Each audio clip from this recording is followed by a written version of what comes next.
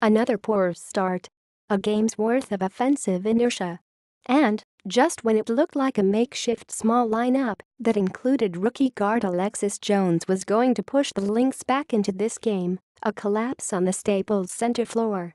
Los Angeles Sparks 75, Lynx 64. The Lynx fell behind by 11 early and never let in the third game of the best-of-5 WNBA Finals.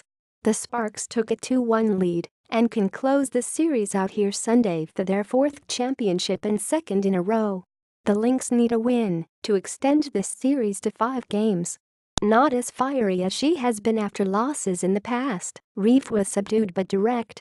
Eschewing an opening statement, she took on the first question that came her way. What happened? A more active LA team, she said.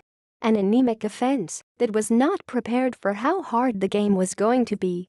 Our starters didn't compete in the way we'd hoped to start the game. LA set the tone, and we couldn't get responses from them.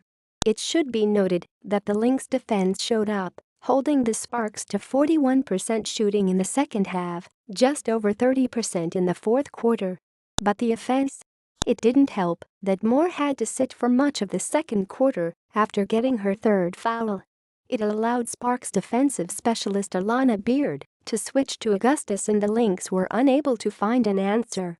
I always enjoy watching Alana defend great players, Sparks coach Brian Agler said. I mean, even if she gets scored on, you know she's doing everything possible to stay in the play. Still, down just 8 to start the fourth quarter, Moore scored the first 5 points in a 7-0 run that ended with Renee Montgomery jumper with 6:57 left, making it 56-55. But that's as close as it got.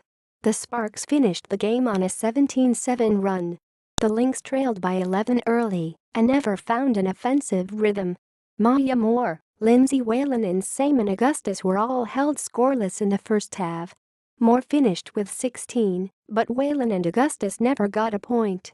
It was the first time in Augustus's career that she had gone scoreless in a playoff game. I mean, we stuck with it, Sparks forward Candace Parker said. They're tough players, you just try to make things tough. We're not going to hold Maya scoreless for the first half. I think fouls had a lot to do with it. You pick up a couple fouls, it kind of plays with your mind. In a series that has favored the team that punches first, this one went to Los Angeles, which had 4 starters in double figures, led by Nika Agwimick and Odyssey Sims with 16 each. The Lynx got 15 points and 11 rebounds from Sylvia Fowles. But it was a small lineup that often included both Renee Montgomery, 12 points, and Jones, 9, that gave the Lynx a chance in the fourth. And that has to change. It's hard to win WNBA Finals games without your star players, Reeve said. In this series, we've seen the team that has the starters that outplay the other starters wins the game. So we do find that important. I am appreciative of the group that was in there, battling, that gave us a chance to win the game. The clincher might have come with the Sparks leading 59-57. The Lynx had a good possession, getting 3 shots, but missing them all. Agwimick hit 2 free throws at the other end. After a Montgomery turnover, Parker hit a 3 and the door slammed shut. And now the Lynx need a victory Sunday to force a deciding Game 5 at home. Los Angeles shot 42.9% from the field, the Lynx 40.3%. The Sparks also had a 34-27 edge in rebounds and 19-13 in assists. And they got to the free throw line more often, making 16 of 19 foul shots, while the Lynx were 7-for-10. Montgomery was asked what adjustments needed to be made. Our season is on the line, she said.